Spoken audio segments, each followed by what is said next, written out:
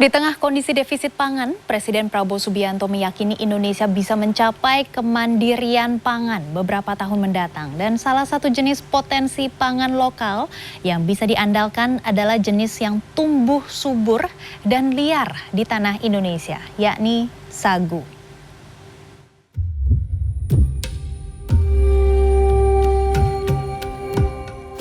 Indonesia hampir selalu mengalami defisit komoditas pangan. Untuk memenuhi kekurangan ini, pemerintah terus melakukan importasi. Dalam 2 tahun terakhir misalnya, pemerintah Indonesia mengimpor lebih dari 3 juta ton beras setiap tahun. Badan Pusat Statistik mencatat tidak hanya pada komoditas beras, volume impor gandum dan gula pada Januari hingga Agustus 2024 bahkan hampir mencapai 100 triliun rupiah.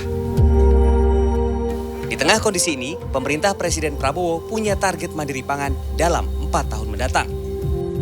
Kami membentuk tim khusus mengawal di lapangan. Dan kami fokus pada komoditas yang akan kita kejar, yang shortage, yang defisit di negeri ini. Padi, jagung, nah ini kita kejar pertama.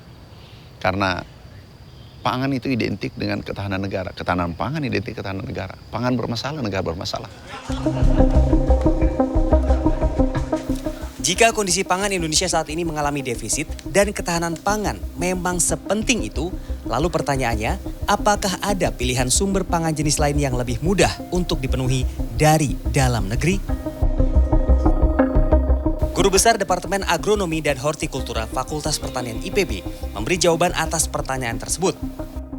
Kondisi pangan Indonesia ini, kalau istilah sekarang itu tidak sedang baik-baik saja, itu ya. Nah, karena alam Indonesia itu ya, kalau manusia tidak mengubah, itu alamnya sagu sebetulnya. Keistimewaannya itu, sagu itu tumbuhnya berumpun seperti pisang. Ya, jadi kalau satu dipanen, maka berikutnya adik-adiknya atau anak-anaknya yang bisa dipanen.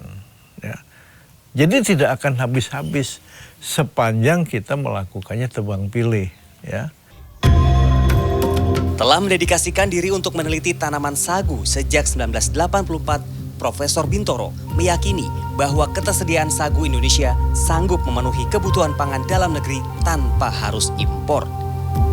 Satu pohon itu kering ya, pohon pati kering ya, 1,2 ton. Saya pernah teliti di Aceh, ya, teliti di Riau, di Sumatera Barat, di Kepulauan Mentawai, di Lingga, di Natuna, di Kalimantan Barat, di Sulawesi Selatan, di Luwu gitu ya, di Sulawesi Barat, di Sulawesi Tengah, sampai Gorontalo, Maluku ya. Itu banyak sekali itu ya, rata-ratanya itu 20-40 ton per hektar. Dari 5,5 juta hektar, 5,2 juta hektar itu adanya di Papua. Berarti kita itu menguasai sagu itu, ya. Jadi harusnya ya kita tidak lapar.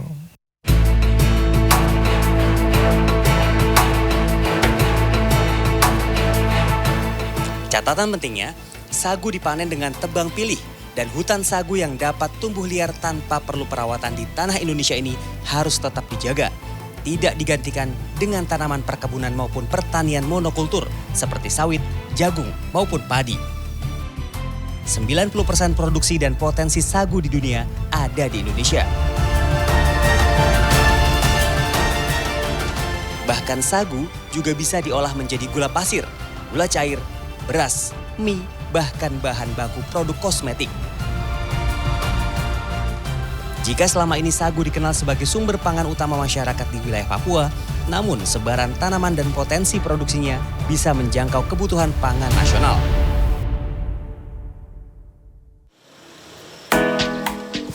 Untuk bisa menikmati pangan dari olahan sagu, saya tidak perlu jauh-jauh ke Papua.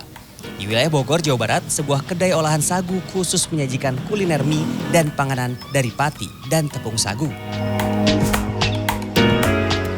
Ini Bedanya apa Pak sama mie terigu atau gandum yang biasanya kita makan sehari-hari? Oh iya, ya. Yang jelas yang pasti bahwa sagu ini gluten free ya. Gluten free, oke. Gluten free. Nah, kalau terigu kan ada glutennya. Jadi ini sangat cocok untuk pangan sehat gitu ya.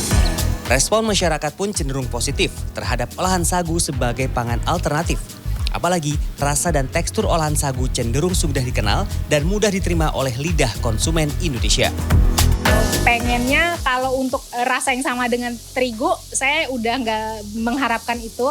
Tapi karena saya akan lebih menghargai kalau memang tetap ada rasa sagunya gitu. Jadi nggak semua pangan alternatif itu rasanya harus disama-samain sama nasi, sama tepung yang familiar. Justru segala macamnya kita harus kenalkan sesuai rasa aslinya aja gitu. Dan itu yang penting teksturnya bisa diterima. Saya dan keluarga saya sedang mencoba untuk diversifikasi pangan udah beberapa tahun terakhir. Jadi ini sesuatu yang pengen saya support sih sebenarnya. Kedai yang dikelola santri pondok pesantren ini bahkan membuat produk olahan sagu secara mandiri dari pati sagu menjadi aneka mie dan tepung sagu. Oke, ini kita coba, bismillah. Ini yang udah jadi mie Jowo, mie dari tepung sagu atau pati sagu.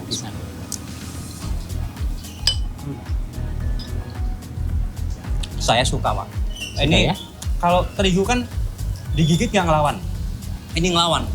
Dan rasanya enak. Sensasinya ada lagi. Istimewanya lagi.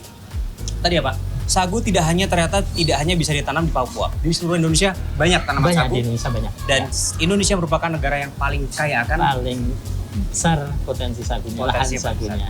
Oke, jadi kenapa enggak sagu bisa jadi pilihan alternatif pangan di masa depan?